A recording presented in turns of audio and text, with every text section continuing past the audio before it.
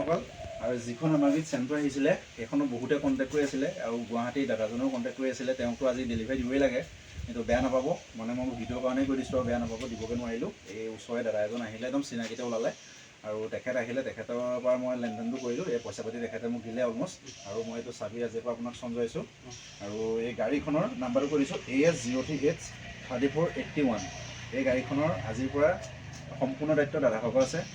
এতিয়া চালান লাগিব, ক'ৰবাত লাগিলে কিবা এটা হ'লে দাদাভাগৰ দায়িত্ব থাকিব, কিন্তু গাড়ীখনৰ ট্ৰান্সফাৰ কৰি দিয়া ডকুমেণ্টছটো এইটো মোৰ দায়িত্বত আছে আৰু এইটো মই কৰি দিম উইদিন 7 ডেজৰ ভিতৰত, মানে 7 দিনৰ ভিতৰত মই কৰি দিম। আৰু বাইচান্স যিটো নাথাকিলে 2 দিন এদিন ইফাল সিফাল হ'ব পাৰে, কিন্তু এইটো মই 7 দিনৰ ভিতৰতে 4 দিনৰ ভিতৰতে এইটো মই কৰাই দিম। সেইটো মোৰ দায়িত্বত আছে, বাকী দাদাৰ হাতত চব আছে। আৰু এতিয়া আপুনি কৈ দিয়ক গাড়ীখন কেনেকুৱা পালে? গাড়ীখন ঠিকে আছে বাৰু। ঠিকে আছে, কোৱা মতে পালে নে গাড়ীখন? তেনেকৈ পালোঁ বাৰু।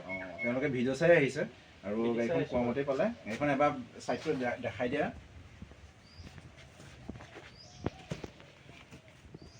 মানে এটা প্ৰমাণ থাকিব,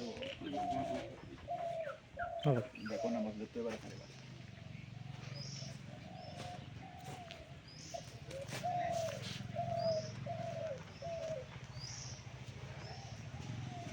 আৰু গাড়ীখনৰ মানে কণ্ডিশ্যন খুব টিপটপ হৈ আছিলে, আৰু এতিয়া গাড়ীখন আমাৰ পৰা ডেলিভাৰী লৈছে, দাদাই লৈছে, দেৰগাঁৱৰ পৰা আহিছে গোলাঘাট।